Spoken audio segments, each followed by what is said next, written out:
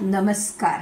मनस्पर्शी साहित्य परिवार आयोजित गोष्टींच्या मळ्यात रमताना या कथा अभिवाचनाच्या विशेष कार्यक्रमात मी सौ प्रेमा खांडवे आपले मनपूर्वक स्वागत करते.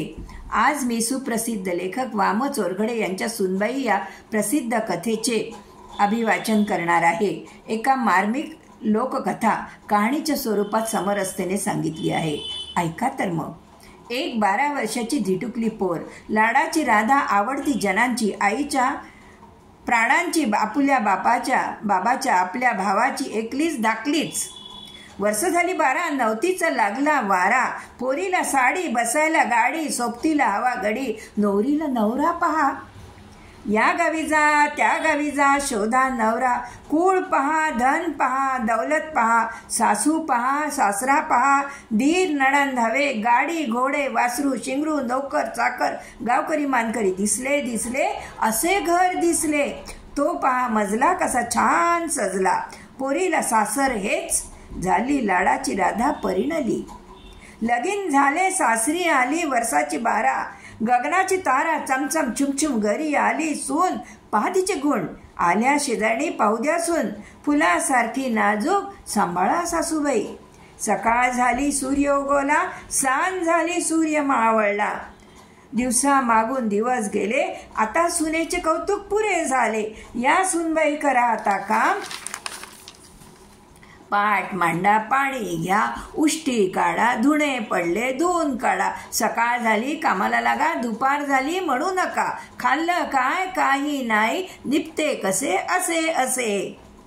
नवरा आला जेवून गेला, नणंद आली जेवून गेली. सासूबाई जेवायला बसल्या. या सुनबाई जेवायला पोटभर जेवा. सासरी गेल्यावर सुनेने काही दिवस भुकेपायी रडून काढले. 2 वाजता अन्न पोटात पडायचे. ते सुग्रास असले तरी अंगी थोडेच लागणार. या भुकेसाठी सुनेच्या लहानच्या डोक्याला दुसरा कुठलाही विचार सुचेना. सासूला म्हटले तर आईबापांचे घराणे खादाडाचे ठरणार. मग तिने ठरवले.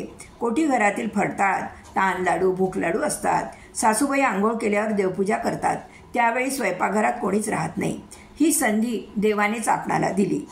पण एक दिवस विपरीत घडले. एक दिवस सासूबाईंनी मोठी डेंग भरून लोणी कढवून कोठी घरात ठेवले व पूजेला बसल्या. कणिक काढण्याच्या निमित्ताने सुनबाई कोठीत घरात नेहमी जाई. आजही ती गेली. पण तुपाच्या डेंगीची आठवण न राहिल्याने तिचा पाय धाडकन डेंगीला लागला. सासू पूजा सोडून कोठीकडे धावली. पाहते तो काय, लाडवाच्या फडताळापाशी सुनेचा फराळ चालला. लाडू चोरल्याचा सासूने पोवाडा केला व कोठीला कुलूप घातले. सुनेला बिचारीला मेल्यासारखे झाले. कुळाचा उद्धार तिच्या जिवारी लागला आणि तिला मनस्वी चीड आली. त्या दिवसापासून सासूची आंघोळ झाल्यावर सुनेने धुणे घेऊन नदीवर जावे असा हुकूम आला. नदीवर जाताना बरोबर घेऊन जाता येईल असे काही सापडेनासे झाले. रोजच्या स्वयंपाकाला सासू सामान काढून देत असे. मग तिने ओच्यामध्ये ओंजळवर कणिक घेऊन जाण्याचा क्रम ठेवला. ती नदीवर जाई. धुण्याची दुरडी एका बाजूला ठेवी. मोठं पान किंवा कापड जे मिळेल ते साधन वापरून कणिक भिजवी. नदीवर कोणी ना कोणी पानगे टाकताना मिळायचाच. तेव्हा तिथलाच थोडासा विस्तव घेऊन तिचा पानगा तयार होई आणि अशा रीतीने पोटाला आसरा होई. एकदा मात्र अभिनव घडले. खूप पाऊस पडला. जमिनी ओल्या झाल्या. पानगा बनला पण विस्तव कुठे मिळेना. निराशेने धुणं धुवायला बसली तर इतक्यात नदीच्या वरच्या कडेला अगदी दूरवर तिला धूर दिसला. तिला एकदम आनंद झाला. ती वरच्या बाजूला निघाली आणि कितीतरी मोठा विस्तवाचा लोळ दिसला. ते एक स्मशान होते. तो विस्तव म्हणजे एक प्रेत जळत होते. प्रेताच्या छातीवरील प्रेताला पोचवायला आलेली मंडळी निघून गेली होती. प्रेताच्या छातीवरील लाकूड धडाक्यात पेटले होते. तिला भीती वाटली नाही की अनाचार वाटला नाही. तिने थोडा विस्तव बाजूला ओढला. त्यावर पानगा भाजून तयार केला. सभोवार पाहिले. समोरच मारुती रायाचे देऊळ होते. देवळात गेली. सुनबाईला विचार सुचला, इथे तेलही आहे आणि गुळही आहे. इथेच पानगा संपवा आपण. आणि तिने तसे केलेही. भुकेची आग निवल्याच्या समाधानाने तिने मारुती रायाकडे बघितले. तो काय, तिचा विश्वासच बसेना. पुन्हा पाहिले तरी तेच. मारुती रायाने तर्जनी तोंडात घातलेली. तिने प्रेतावर पानगा भाजला म्हणून, मारुती रायाचा नैवेद्य घेतला म्हणून, तिथली तेलवात वापरली म्हणून. सुनबाईला फार फार आश्चर्य वाटले. पण तिला आत्ता वेळ नव्हता. सासूची पूजा व्हायच्या आत घरी पोचायचे होते. सूर्य साक्षीला होता. तोवरच मारुती रायाच्या देवळातील अभिनव गावभर झाले. गावात सर्वत्र हाहाकार माजला.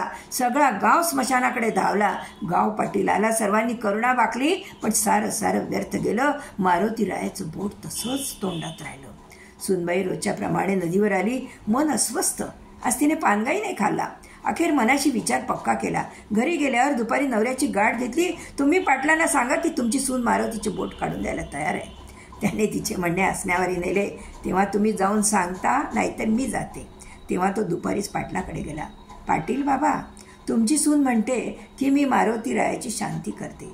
मी सांगेन तसं मात्र सगळं झालं पाहिजे. पाटलाला काळीचा आधारे पुष्कळ वाटला. येऊ दे सुनबाईला. सुनबाईला पालखी गेली. तिने भरल्या हाताने भरल्या कुंकवाने वाड्यात प्रवेश केला. पित्या समान पाटलांना नमस्कार केला. पाटील बाबा, आधी रात्री बरोबर 12 वाजता मी मारुती रायाच्या देवळात जाईन. त्या अगोदर तुम्ही गावातील सर्व मुले मुली बोलवा. त्यांना खाऊ घाला. त्यांचे चेहरे हसरे करा. तसेच गावकऱ्यांना देवळापासून एका हाकेच्या अंतरावर बसू द्या. मी देवळात एकट्यानेच प्रवेश करीन. मारुती रायाने तोंडातून बोट काढले की मी बाहेर येईन. त्यांचा निरोप सर्वांना सांगेन. मारुती रायाची कृपा झाली तर मी बाहेर येईन. नाहीतर तुमची ही लेक भरल्या कुंकवाने आपल्या जीवाची सोनं करून गेली असं समजा. रात्रीचे 12 वाजले. सुनबाई शांतपणे देवळात शिरली. देवळाचे दार घट्ट लावून घेतले. शांतपणे मारुती रायाकडे बघितले. मग बोलू लागली. माझ्या वर्तनाने तू हे बोट तोंडात घातलेस ना, या गावची शीव तू राखतोस ना, या गावची शीव तू राखतोस ना. या गावात माझ्यासारख्या कित्येक मुला मुलींना सोनांना भूक धरून ठेवण्याचे किंवा भुकेसाठी काही करण्याचे प्रसंग येतात. तू तोंडात बोट स्वतः करता घातले पाहिजेस. आम्हा लेकरांची भूक तुला दिसली नाही. साऱ्या गावाचा तळताट तू माझ्यावर बसवतोस. माझ्यासाठी तू तोंडात बोट घातलेस असा बोल माझ्यावर यायला नको. देवा, मी आता आज आण खाऊन आले आहे. तू हे बोट काढ. त्या वाचून मी परत जाणार नाही. हा इथे नारळ फोडायचा दगड पडला आहे. तू बोट काढतोस का घालू तुझ्या डोक्यात व करू तुझा कपाळ मोक्ष.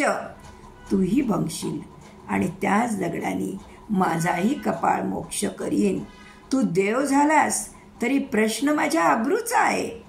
गावकऱ्यांचा शाप मी सहन करणार नाही. देवा, काढ बोट, काढ बोट असे म्हणून तिने हात उगारला. पण तिला तो लागलीच परत घ्यावा लागला. कारण मारुती रायाने बोट काढले होते.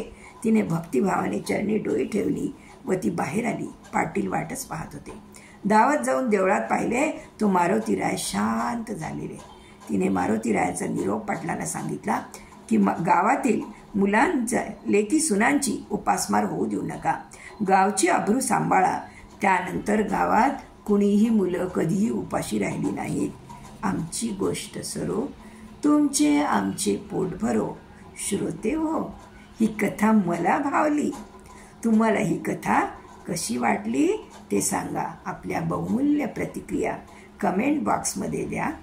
तसेच ही कथा तुम्हाला आवडली असेल तर लाईक करा, शेअर करा आणि आमच्या चॅनेलला सबस्क्राईब करा.